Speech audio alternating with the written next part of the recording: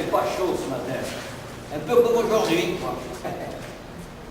Jeudi 8 novembre 14, 4 heures. Allongés sur notre paille, fumant des pipes, le corps inerte et l'esprit paresseux, nous n'avons fait que sentir la lente coulée des minutes.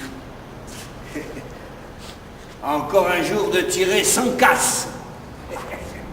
Oui, dit Porchon, malgré les cuistots de ce matin et leur sacré feu de bois vert, les saucisses d'en face n'ont rien eu. Il parle encore qu'un obus nous siffle par-dessus la tête. Baissez-vous.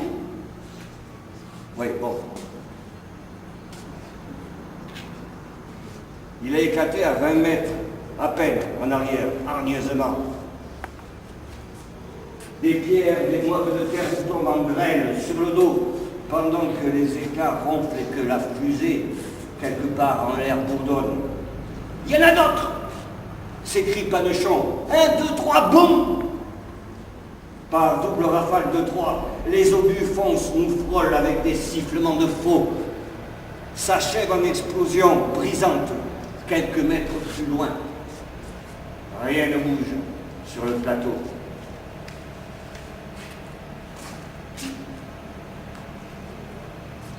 Regardez.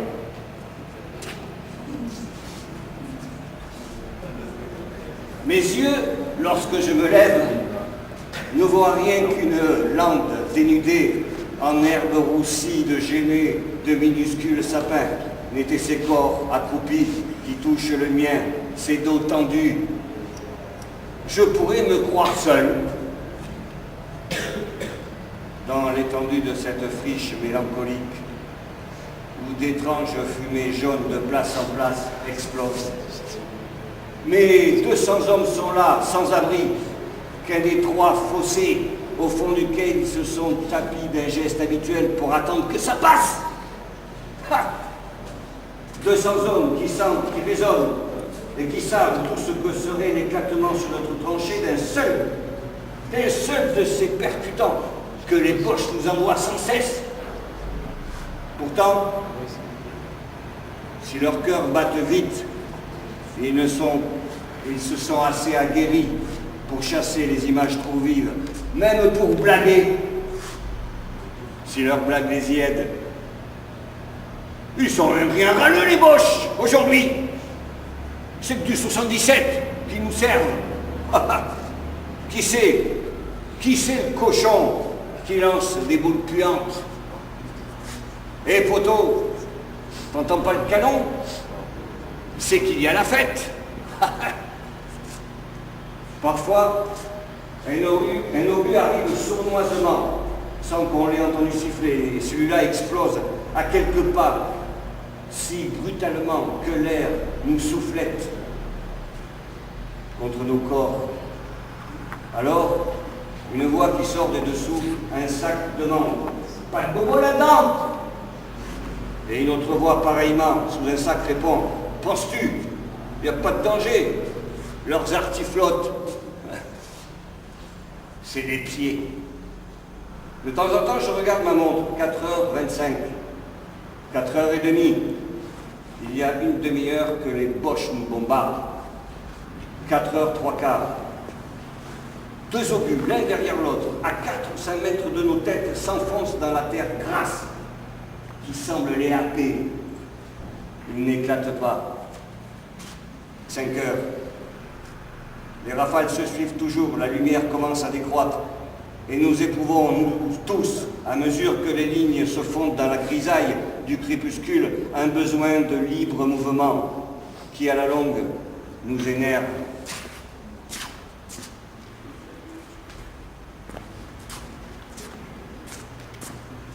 Ils vont pas bientôt nous foutre la paix, les Boches? Ça fait le compte, quand même.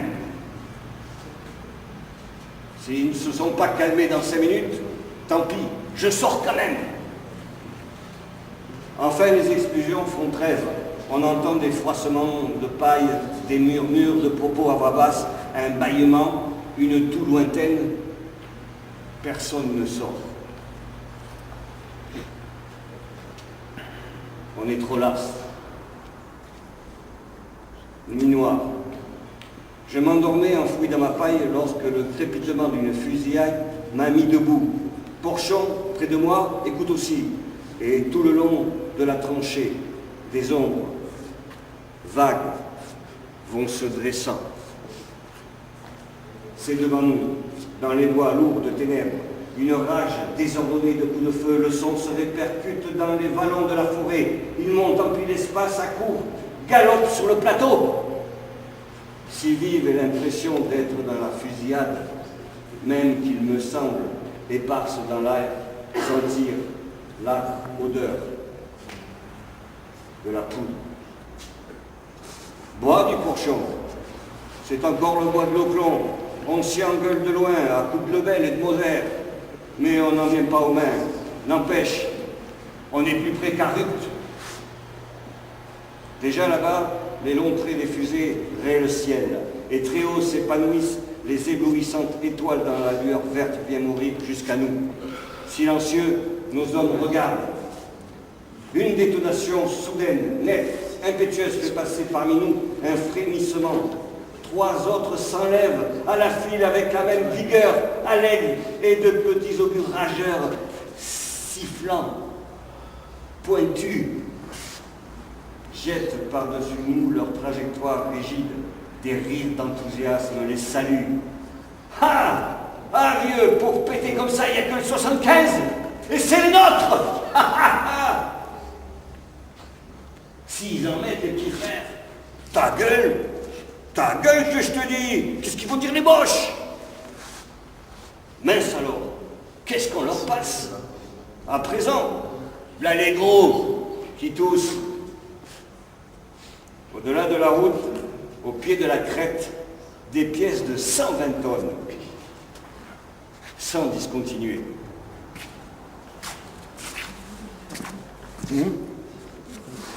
Ça le fait, ça, hein? 120 tonnes. Alors, nous voyons d'ici les jets de flammes qui sortent des canons. Mais un soldat arrive. Mon lieutenant, me dit Panechon, voilà quelque chose qui s'arrête. Ça doit être un type à cheval. Et en effet, on voit sortir de l'ombre une masse mouvante et silencieuse qui grandit, se matérialise, le sol mou de la lande étouffe le bruit des sabots. Mais quand cela s'arrête devant nous, on entend l'ébrouement du cheval et l'on voit se dresser sur le ciel la silhouette de cavalier appesanti par le lourd manteau. « Où que tu vas ?» demande un des nôtres. L'artilleur alors répond d'une voix hésitante. « C'est-il des bifins ?»« Bien sûr quoi, on va pas te bouffer. » Nous le voyons mettre pied à terre. Je sors de la tranchée et m'avance à sa rencontre. « Que cherchez-vous ? Il y a un malheur d'arriver chez nous. On venait juste de mettre en batterie. Quand les fusées ont demandé le barrage. Et alors voilà, au premier coup de pièce de droite, l'obus, un obus de 120, nous éclate en sortant du canon, en pleine gueule. Ça fait qu'il y a un copain qui a pris un éclat dans le buffet. C'est pas de chance, un truc pareil. C'est-il que l'obus était mal débouché ou quoi? Bon, lui dis-je, vous voulez un major? Ben oui, tiens, plein de Berthier, qui me cherche. C'est sa voix. Un appel vient de retentir non loin de nous. Sévin! Oh, Sévin! Oh, par ici, quoi qu'il y a? L'autre cavalier, comme Sévin tout à l'heure, sort de l'ombre et s'érige sur le ciel. Il n'y a que le copain là-bas qui vient de finir. Suffit maintenant qu'on aille un brancard, on le portera nous-mêmes à Mouilly. Et ils s'en vont à pied, tirant leurs chevaux derrière, comme en laisse, vers le ravin où sont nos brancardiers.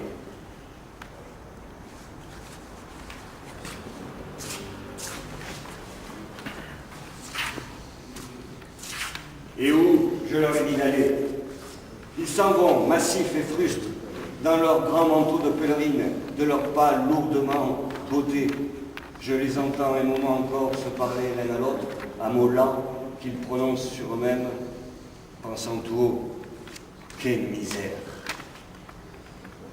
Ce qu'il faut, c'est qu'on y voie. Puis leurs voix se perdent dans l'éloignement en même temps que dans la nuit leur ombre. Vendredi 9 novembre. Porchon m'apporte une nouvelle. Le caporal Fourier, lorsqu'il est venu continuer la relève pour ce soir, lui a confié que nous allions changer de secteur. Et Porchon fredonne. Nous n'irons plus au bois, nous en avons soupé. Constate, s'écrie-t-il, que mon talent d'improvisateur est plus en forme que jamais. Pour être chanté d'ailleurs, cette phrase n'en est pas moins l'expression juste de ma pensée. Le bois m'emmerde. On y étouffe. Parle-moi à la bonne heure d'être accroché au flanc d'une pente avec devant les yeux la crête qu'il va falloir enlever. Ça excite au moins. C'est limpide. Il paraît qu'on nous promet de beaux jours, là-bas, les sacs, la guerre des mines, l'assaut. Et est-ce loin d'ici, ce village, cet endroit, lui demandai-je. Non, pas très, quelques kilomètres plus à l'est. C'est juste à la limite des Hauts. Un petit patelin dans une vallée, j'en aime le nom parce qu'il sonne clair et franc. On aimerait se battre, là. Mais ce nom, dis-je, les éparges. Alors, on y va? Allez, on y va.